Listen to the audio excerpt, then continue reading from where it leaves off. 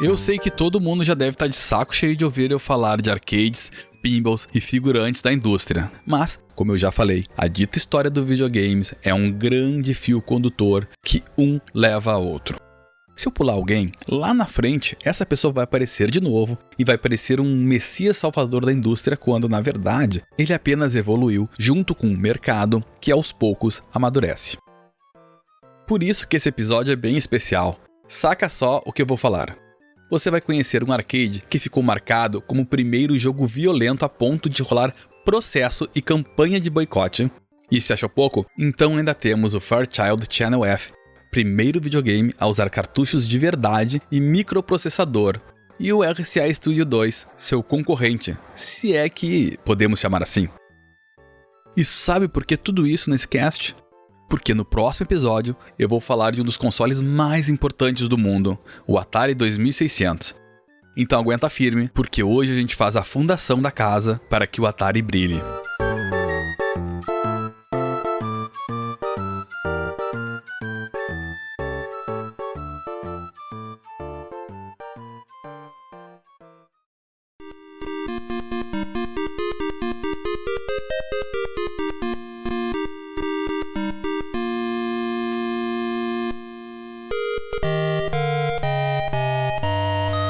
O último arcade a usar a tecnologia TTL, lógica transistor-transistor, ou seja, o último pré-microprocessadores, podia ter encerrado com chave de ouro, como divisor de gerações, o avô do videogame moderno. Mas, ao invés disso, será lembrado como o primeiro jogo a ferir a moral da família, afrontar os bons costumes e mexer na opinião pública sobre videogames negativamente. Estou falando do Dead Race, da Excite. Primeiro, deixa eu localizar vocês na história toda. A Excite era uma empresa de arcades californiana de pouca expressão no mercado. Ela fez um jogo de corrida chamado Destruction Derby, baseado numa modalidade esportiva comum no interior dos Estados Unidos, em que veículos correm batendo uns nos outros, chamado Demolition Derby. Provavelmente você conhece esse tipo de corrida porque já jogou um título com o mesmo nome no PlayStation. Enfim, a Excite fez o jogo e também vendeu a licença dele para a empresa Chicago Coins, uma gigantesca do mercado de entretenimento eletrônico. Essa estratégia não era nada de outro mundo e bem comum entre as desenvolvedoras menores, porque assim elas conseguiam tirar dinheiro extra, já que a sua linha de produção era bem enxuta. A Atari fez isso com o Pong, como eu falei no episódio do Pong, inclusive. Enfim, a Chicago Coin relançou o jogo dessa vez com o nome correto do estilo de corrida, Demolition Derby. E para a surpresa da própria Excite, foi um sucesso muito maior que o original, com máquinas espalhadas por todos os Estados Unidos. Vendo suas encomendas despencando, chegou a hora de seguir em frente e desenvolver um novo jogo, um novo sucesso. Durante um brainstorm, uma reunião criativa para trocar ideias do que desenvolver, um dos participantes soltou um "Por que não fazemos um jogo de perseguir pessoas? Nós temos um jogo de direção, por que não fazemos jogador perseguindo pessoas?" A ideia parecia boa, afinal, o jogo já estava pronto, bastava algumas pequenas adaptações e tínhamos um novo título. Para uma empresa pequena, isso significava uma economia boa de dinheiro, porque não precisava começar nada do zero. Então, era prático e barato. E foi o que fizeram. Eles decidiram que o jogo teria apenas uma regra simples. Cada vez que você atropelasse alguém, você pontuava. Também escolheram o nome Death Race, porque corrida mortal faz mais sentido, não é? Howell Ive, um desenvolvedor da Excite na época, relembrou ao livro Replay o jogo. Nós não tínhamos ideia que o jogo geraria controvérsias. Ele era divertido e desafiador. Não existia nenhuma motivação ou desejo na criação do primeiro jogo controverso. Foi criado por pura necessidade e defesa de nosso próprio produto licenciado. O que a equipe achou que seria divertido não agradou a opinião pública nem um pouco. Tudo começou quando um jornalista entrevistou uma mãe em um fliperama de Seattle e ela foi categórica em dizer que Death Race ensinava as crianças a atropelarem as pessoas. Essa afirmação tomou proporções bem maiores. Na verdade, ela foi parar na Associated Press, que é uma agência de notícias gigantes nos Estados Unidos. Ela é um consórcio de rádios, canais de TV e jornais americanos, Então uma notícia lá redigida pode ser usada por uma imensa variedade de veículos e mídias, e foi isso exatamente que aconteceu. Agora, todo mundo sabia que Death Race era um jogo que incentivava a morte de pessoas, segundo o que a mãe relatou. Para piorar ainda mais, a Excite demorou para se posicionar e quando fez, falou besteira. O diretor de marketing da companhia, Paul Jacob, disse para um repórter interessado no caso que, e eu vou aqui usar as mesmas palavras absurdas: se as pessoas gostam de atropelar pedestres, então deixem elas fazerem isso. Logo, médicos, psicólogos, professores e, claro, políticos palpitavam condenando o jogo.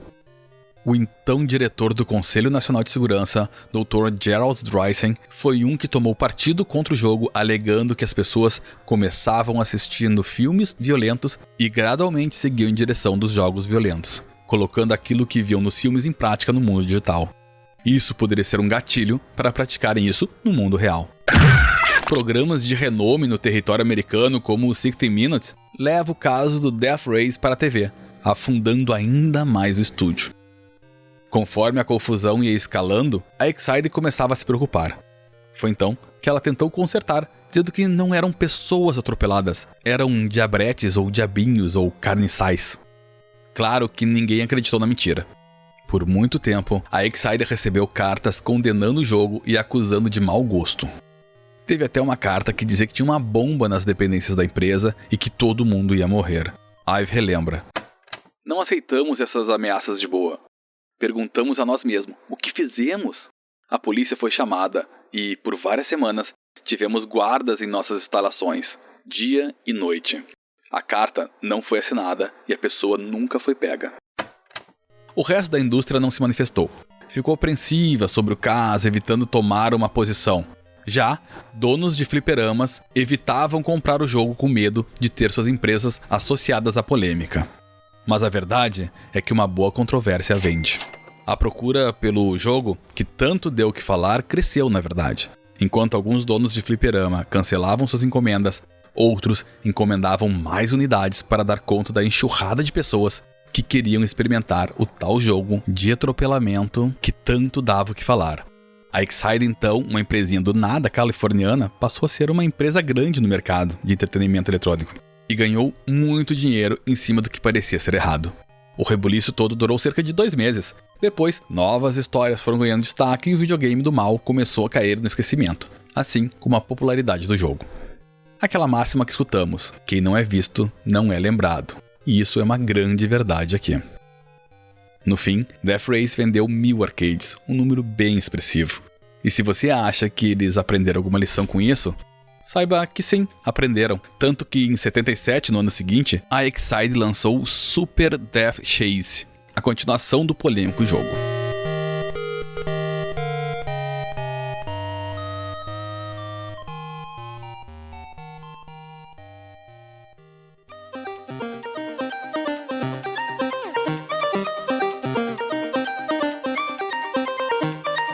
A chegada dos microprocessadores não foi apenas uma revolução para os videogames. Na verdade, muitas empresas viram que o processador seria útil em uma miríade de outros produtos, que ia da máquina de lavar ao carro, passando pelo ar-condicionado, por exemplo. Por isso, era natural apresentar o produto a outras empresas, como foi o caso da Intel para a Bally. No entanto, teve algumas empresas que foram além e viram no desenvolvimento do próprio microprocessador a possibilidade de explorar outros mercados e, quem sabe, expandir seus negócios. Foi o caso da Fairchild Semiconductors. Mas antes de eu entrar no Channel F, o primeiro console com cartuchos da história, deixa eu contar sobre a própria Fairchild, porque a história dela é bem legal. Na primeira metade de 50, o físico norte-americano William Shockley inventou um dos componentes mais importantes da eletrônica, o transistor. Aquele componente que eu mesmo já devo ter falado inúmeras vezes nesse podcast. Bom, esse invento foi tão importante que Shockley foi laureado com o Prêmio Nobel de Física, um feito para poucos. Com esse importante prêmio, ele decidiu que iria abrir sua própria empresa, a Shockley Semiconductors. Como diferencial, ele chamou 8 jovens talentosos, muitos deles com PhD na área, para ajudá-lo nessa nova caminhada. Eu não vou aqui dar o nome dos 8, porque eu não quero confundir a cabeça de ninguém, já que embora todos sejam muito importantes, para a história do videogame, eles foram meros coadjuvantes. Enfim, a vida de funcionário na Shockley Semiconductors não era fácil, e a culpa era do próprio Shockley. Você aí já teve um chefe chato, não? Acredite, Shockley era pior. Ele implicava com seus colaboradores, vivia discutindo com todo mundo, sempre tinha que ter a razão e ai de quem não fizesse o que ele mandava. Além disso, era muito paranoico, no ponto de gravar todas as ligações telefônicas da galera para depois escutar e ter certeza que ninguém estava vazando informações para os concorrentes. A desconfiança chegou num ponto tão grave que o ilustre patrão chegou a ordenar que todo mundo passasse por um detector de mentiras para saber se ninguém ali estava jogando contra ele. Paranoia das grandes. E isso foi a gota d'água para o pessoal que não aceitou, claro. Acabou que os 8 saíram da empresa e foram em busca de um novo lar. Só que depois de terem comido o pão que o diabo amassou no antigo trabalho, agora eles queriam um ambiente mais descolado, com mais liberdade e bom clima. Para eles, era bem difícil abrir uma empresa porque o custo do maquinário e da matéria-prima para o desenvolvimento de tecnologia era bem elevado. Então, eles estavam dispostos a trabalhar para alguém e, obviamente, muita gente queria os 8 prodígios que foram treinados por um Nobel. Chovia boas propostas, mas eles eram muito exigentes. Não apenas queriam um novo emprego, como tinham algumas reivindicações, como disse. Na época de 50 e início dos anos 60, um bom emprego exigia terno, um ambiente limpo, regras rígidas e nossos 8 heróis queriam algo mais nos moldes de uma startup, algo com cara de Atari, sabe? Com essa visão, digamos, diferenciada, muitas empresas interessadas não conseguiam ver eles em conformidade com a filosofia de suas empresas, acabando deixando-os de lado. Foi aí que entra o importante Sherman Fairchild. Esse cara era grande. Sherman fez dinheiro criando câmeras aéreas, ou seja, câmeras fotográficas levadas em aviões que eram usados para tirar fotos aéreas. Para se ter uma ideia, na Segunda Grande Guerra, 90% das câmeras aliadas eram da Fairchild Cameras and Instruments. Ele tomou gosto pelo negócio e se tornou um forte investidor. E foi isso que aconteceu com os meninos. Sherman gostou da ideia deles e fez uma proposta tentadora. Ele emprestaria mais de $1 milhão na época, para eles criarem sua própria empresa. E qual era o custo disso? Simples, se ela desse certo, depois de 1 ano, a empresa seria dele. Não era um negócio ruim quando estamos falando de 8 prodígios, né? E foi assim que nasceu a Fairchild Semiconductors. Inclusive, depois ela acabou sendo integrada ao grupo Fairchild Cameras and Instruments. Ainda mais porque a empresa era o que eles sonhavam. Nada de terno e gravata, geral podia usar jeans e nem tinha essa frescura de vaga exclusiva para chefes no estacionamento, uma idiotice que existe até hoje. A coisa era tão liberal que existiam poucos chefes, e eles estavam sempre ao lado dos demais colaboradores, dando total liberdade para eles criarem. Legal a história, né? Só se for pra você, porque pro Shockley isso foi uma inenarrável traição. Tanto que ele apelidou seus 8 pupilos como os 8 traidores. A coisa funcionava tão bem que a empresa cresceu fortemente. Bom, tudo estava muito bem na Fairchild até 61, quando boa parte dos funcionários já tinham deixado a empresa. E isso aconteceu por atritos com o vice-presidente de marketing que não pensava exatamente como eles. 4 dos 8 saíram e foram para Amelco, com cargos de liderança, ganhando muito bem. Outros 2, e agora eu vou dar nomes, Robert Noyce e Gordon Moore, saíram também para fundar a sua própria empresa, a NM Electronics. N de Noyce e M de Moore, entendeu? A verdade é que o nome original era para ser Moore Noise, mas soa como more noise, ou mais ruído em português, e ruído é algo negativo na eletrônica. E olha que coisa mais legal, sabe como eles conseguiram grana para abrir a empresa nova? Dos seus colegas. Todo mundo deu dinheiro para bancar o sonho dos amigos. É de encher os olhos, #gratidão. A NM Electronics não durou muito, quer dizer, o nome só. Em menos de um mês, eles acharam que tinha que trocar para ter mais destaque comercial e passaram a se chamar de Intel, que significa Integrated Electronics. Toma esse banho de conhecimento.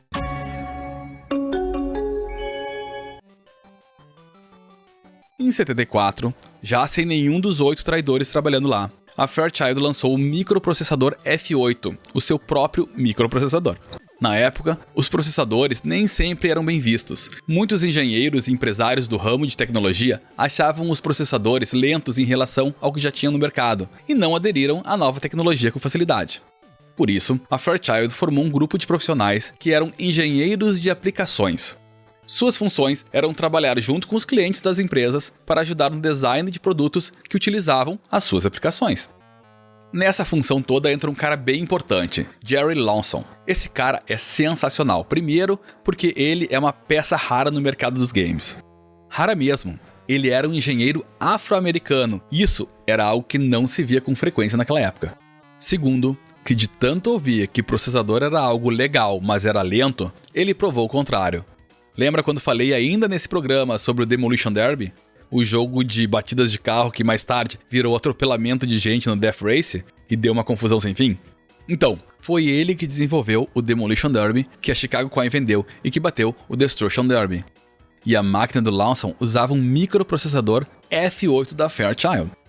Ele nunca ganhou muita fama com o jogo, porque na época sua meta era provar que o processador na qual ele trabalhava era rápido o suficiente para fazer um jogo de corrida. O fato é que a alta cúpula da Fairchild viu o arcade e pensou, isso aí é bom. Eles chamaram Lawson e comentaram que já estavam estudando um projeto de videogame e, como ele já estava familiarizado com isso, poderia fazer parte do desenvolvimento iniciado pela Alpex Computer Corporation. Antes de continuar daqui, vamos fazer uma mega pausa rapidinha para fazer um apanhado sobre a Alpex. A empresa nasceu como tantas outras que nascem até hoje. Um funcionário insatisfeito com o seu atual emprego resolve largar tudo e fazer sua própria empresa. Neste caso, foi o engenheiro Norman Alpert, e daí o nome Alpex. Norman tentou emplacar alguns produtos com uma caixa registradora inteligente, mas a verdade é que na época a concorrência era grande e existiam muitas empresas já consolidadas no mercado que levavam vantagem. Sem um produto para chamar de seu e buscando um mercado novo para explorar, ele viu no sucesso do Magnavox Odyssey e principalmente no Home Pong, o Pong que você podia conectar no seu televisor, uma brecha para desenvolver um produto. Enquanto naquela época os videogames usavam muitos circuitos lógicos discretos, que eu já expliquei lá no primeiro episódio do podcast, Alpert e seu time composto apenas por outros 2 colegas viram no recém-lançado microprocessador uma evolução e tanta para o mercado. Usando um processador Intel 8008, depois substituído pelo novo 8080, eles começaram a desenvolver o protótipo chamado Remote Aces Video Entertainment, ou só Raven. A função de cada um era bem definida. Alpert administrava tudo. Wallace Kirchner desenvolvia o hardware e Lawrence Haskell, um apaixonado por jogos, programava os games do console. E como bom jogador, Haskell desenvolveu bastante coisa. Começou com o hockey, que era um esporte popular no estado americano que ele cresceu. Fez um jogo de tiro chamado Shooting Gallery e Doodle, um primitivo jogo de pintura. Mas como pôr tudo isso dentro do console? Foi aí que Kirchner seguiu uma orientação da própria Intel: usar EPROMs como unidade de armazenamento. Se você não está familiarizado com o termo, bom, ROM você sabe o que é, né? São memórias apenas de leitura, ou seja, uma vez gravadas, não podem ser alteradas. A EPROM permite que você grave, apague e regrave. Por isso significa em inglês Erasable Programmable Read-Only Memory. Agora as aspas gigantes aqui para não ser mal interpretado. Mas os precursores dos disquetes para os engenheiros eram EPROMs. Porque gravar uma EPROM não era fácil nem simples, era um processo complexo. Mas para quem estava pensando em criar jogos, seria possível gravar os jogos em laboratório e vender as EPROMs. Agora vem a pergunta, você já abriu um cartucho de videogame? Provavelmente já, e viu como é uma EPROM ou uma ROM normal.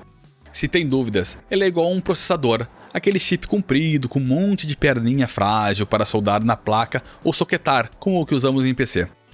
O problema é que você consegue muito bem imaginar o que acontece se a gente fosse tirar e colocar inúmeras vezes uma coisa frágil como essa nos consoles. Logo, seria uma perna soltando, um soquete emperrado, uma sujeira entrando onde não devia. Era preciso criar uma alternativa boa o suficiente para uma criança poder usar. Foi nessa que os desenvolvedores da Alpex solucionaram a charada. Eles construíram uma placa de circuito na qual a EPROM ficava espetada. Essa placa teria um pente de 25 pinos na ponta que seriam ligados ao conector do console. a mesma coisa que você já conhece nos consoles atuais, já que essa ideia se tornou a referência para o mercado. Os pinos eram bem mais duráveis e permitia que o jogador inserisse e removessem várias vezes o jogo sem danificar a EEPROM que ficava presa à base. Mas ainda assim, ela estava exposta, então foram até uma Radio Shack, uma famosa cadeia varejista de lojas de artigos eletrônicos nos Estados Unidos, e encontraram pequenos estojos plásticos que davam conta do serviço. A placa ficava protegida, deixando apenas os pinos que eram conectados ao console exposto. Como um protótipo bem definido, Alpert precisava vender o projeto. Como toda empresa de pequeno porte de engenharia, ele não tinha dinheiro suficiente para deslanchar sozinho o console, então ele quis vender o Raven como todo mundo tentou até então, oferecendo às companhias de TV. RCA, Sylvania, Magnavox, blá blá blá, mas nenhuma se interessou. Aí, ele passou a apresentar para as empresas de semicondutores, entre elas a Fairchild, que já vendia alguns componentes eletrônicos para a OPEX. Nessa, o gerente comercial achou o Raven interessante e apresentou ao vice-presidente da Fairchild, que, por sua vez, também achou que tinha potencial. Ele disse para esse gerente comercial levar seu engenheiro Lawson para dar uma olhada. Afinal, o cara curtia games, tanto que fez um arcade na própria garagem. Óbvio que Lawson adorou o que viu. Na ocasião, o Raven usava uma caixa de metal em volta com uma única entrada para teclado. Exato, o videogame nasceu com um teclado e não com um joystick. Mas para Lawson, o projeto em si tinha grande potencial. Só precisava adaptar algumas coisas, como remover o teclado dele e trocar o microprocessador concorrente da Intel por um F8 desenvolvido pela própria Fairchild. Will Corrigan, presidente da Fairchild, contratou Gene Landron, ex-chefe do setor de produtos de consumo da National Semiconductor, para desenvolver um relatório inicial avaliando se a conversão e lançamento do videogame era plausível e, principalmente, viável comercialmente. Landron fez um relatório muito otimista, para não dizer outra coisa. O cara projetou que o console poderia vender 5,5 milhões de unidades, gerando uma participação de 22% do mercado com uma receita bruta de 220 milhões de dólares para a época. Ou seja, se as projeções dele estivessem certas e ele era pago para isso, o Raven seria um sucesso de vendas para a Fairchild. Então, era hora de tirar ele do papel o quanto antes. Outra contratação importante foi a do designer industrial Nicholas Telesphore. Ele ficou encarregado de transformar a feia carcaça de metal do protótipo em um videogame atraente para o mercado. Além disso, Telesphore e Lawson acabaram com aquele teclado bagaceiro e projetaram joysticks bem mais fáceis de usar. Ah, os cartuchos também precisavam ser modificados. As caixas da Radio Shack eram grandes demais e pouco convencionais. Na verdade, todo o protótipo era muito grande e mal cabia numa estante. Era preciso ser algo fácil de pôr na sala para conectar na TV e todos jogarem. Sendo assim, Telesphore começou a refazer e reduzir o hardware, mas no cartucho ele precisava de ajuda. E nesse momento de desespero que entra Ron Smith, um engenheiro mecânico que projetou a primeira calculadora de bolso. O protótipo dessa calculadora usava um módulo de memória destacável, ou seja, se tinha alguém no mundo que não apenas sabia como transformar coisas grandes em coisas pequenas, e que ainda por cima manjasse de memória móvel, esse cara era Ron Smith. Nos anos 70, os cartuchos de 8 faixas faziam sucesso nos carros da época. Diferente do cassete que você deve conhecer, os de 8 faixas vinham em um invólucro de plástico duro, difícil de quebrar e resistente a vibrações de veículos em movimento. Em um mundo em que os discos de vinil eram um sucesso, os cartuchos de música eram a única forma de ouvir seu cantor favorito no carro. E se era forte e estável o suficiente para uma estrada esburacada, se fosse um videogame, deveria ser robusto para aguentar uma criança. No fim, os cartuchos eram montados em uma placa menor de 22 pinos, banhados a ouro, que ficavam dentro de uma caixa plástica. A parte do conector era fechada, e quando o jogador inseria o cartucho no console, uma alavanca abria a parte de baixo, deixando os pinos à mostra. Assim, evitava que o contato ficasse exposto ao ambiente, pegando sujeira. Além disso, a mesma alavanca que abria o conector prendia ele junto ao console, impossibilitando removê-lo com o videogame ligado. O cartucho era realmente uma obra da engenharia, quase uma obra de arte.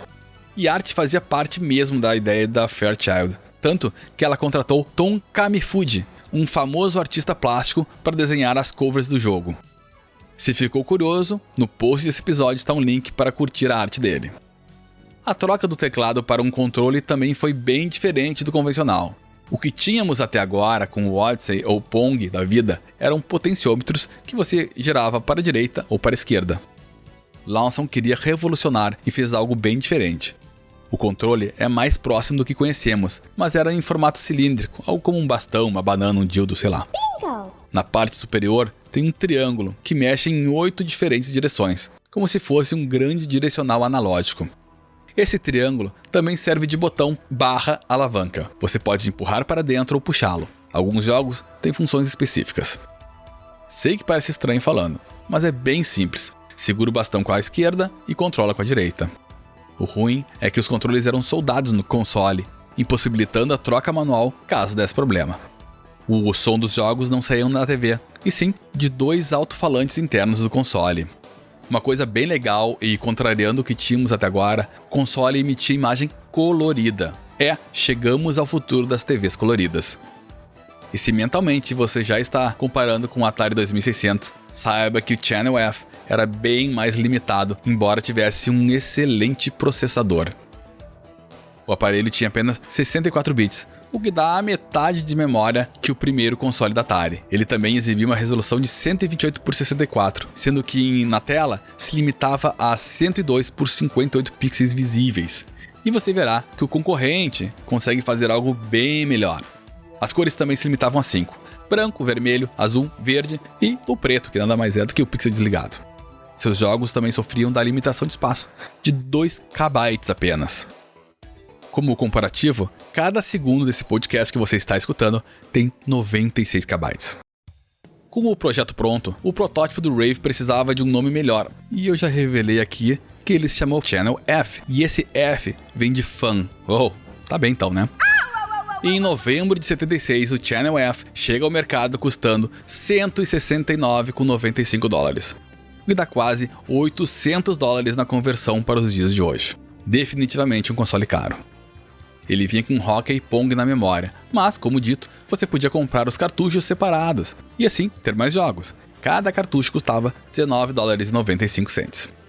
Uma coisa exclusiva até então do processador do Fairchild, o F8, era a possibilidade de executar ações de inteligência artificial. Hello. Por favor, por donde falla? Muchas gracias.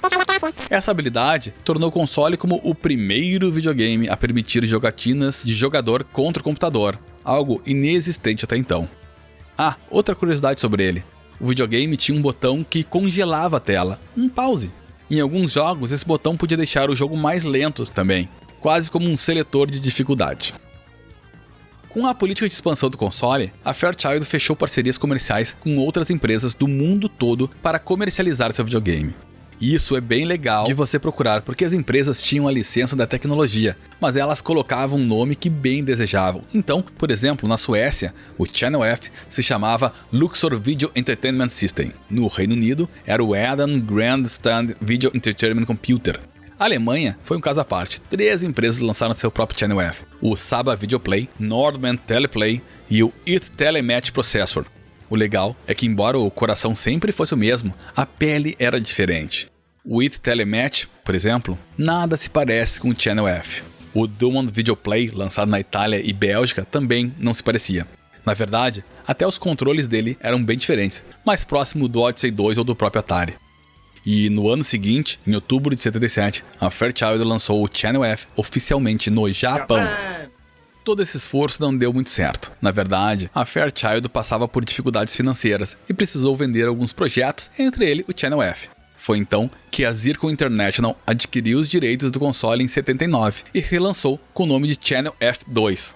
O plano era que ele iria concorrer diretamente com o Atari 2600. Então, ele passou por uma reestruturação física e técnica. A parte física foram algumas alterações na carcaça, deixando ele com uma aparência mais moderna. Essas mudanças foram feitas pelo próprio Tales of War, que já foi o responsável pelo design original. Já na parte técnica, o som do jogo foi para fora, saiu do console e foi para a TV. E os controles também deixaram de ser fixos, facilitando a vida de quem tivesse que fazer a substituição. Junto com o redesign, veio um corte radical do preço. Agora ele custava apenas $99,95. E se você tivesse o primeiro, ainda podia levá-lo até a loja e pagar mais $69,95 para trocar por um Channel F2 novinho em folha.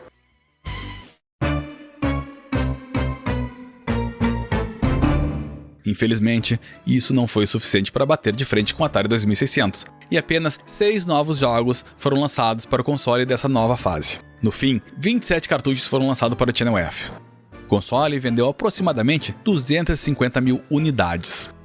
A Zircon encerrou oficialmente a produção do console em 83, muito por culpa do crash do videogame que eu tô inquieto para contar para vocês.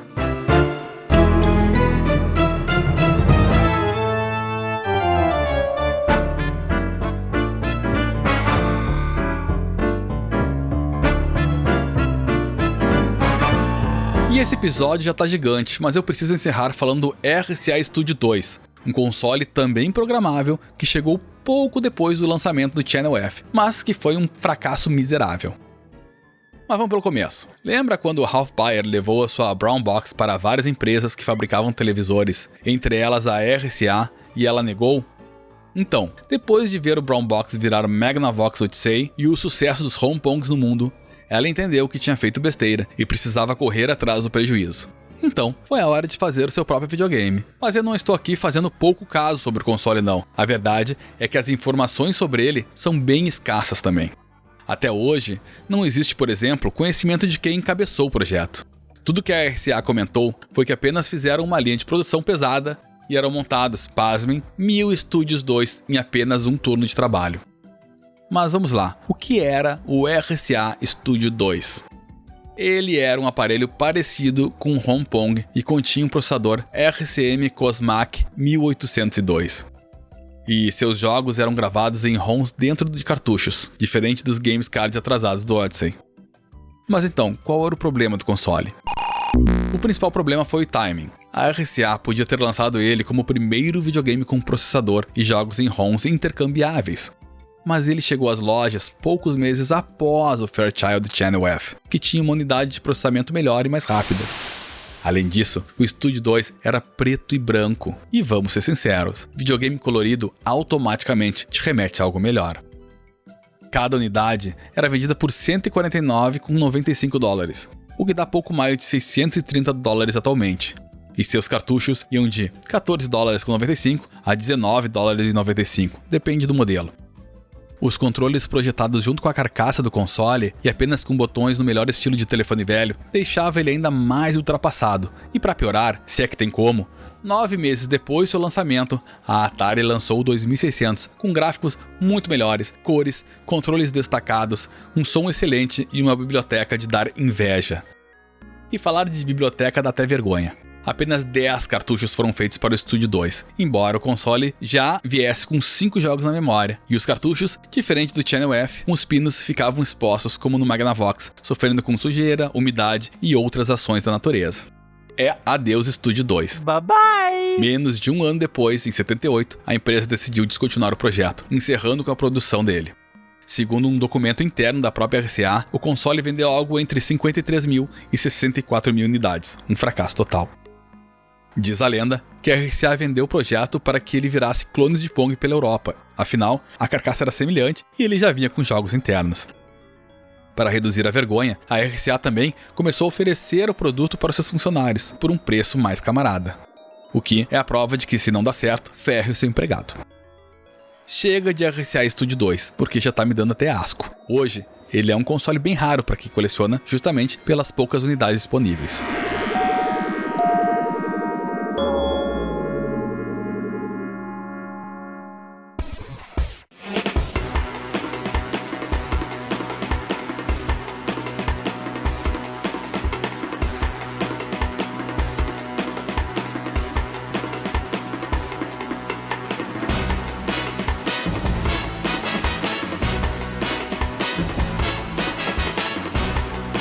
Eu acho que eu consegui atingir aqui o meu objetivo de encerrar tudo o que aconteceu pré-Atari 2600. Já estou produzindo o próximo programa sobre o console mais importante da Atari, e sem sombra de dúvidas, um dos mais importantes da história. Por isso, fica o meu pedido de você sempre ajudar a espalhar a palavra, divulgando o podcast para todo mundo que você acha que terá interesse no assunto. Assim, eu consigo aumentar minha base de ouvintes, e isso é muito importante. Eu preciso ter uma base grande para transformar esse podcast, inclusive, numa coisa semanal. Por isso, é muito importante que tu faça todo aquele processinho de ir lá no iTunes, dar 5 estrelas, se puder comentar, dar follow no Spotify. Isso tudo também me ajuda. No mais, o de sempre, pode me seguir no Twitter, @PabloPrime, tudo junto. E se quiser mandar um e-mail, manda pra aditahistoriadovideogame@gmail.com. Adita História do Videogame, tudo junto, sem nada, tá? Ah, e toda quinta eu tô fazendo live de jogo velho na Twitch. Inclusive, agora estamos jogando o game nacional Incidente em Varginha. Vai lá pra ver. É twitch.tv/Pablo_Prime. Muito obrigado por ouvir até aqui. Esse projeto eu faço pra vocês e até o próximo programa.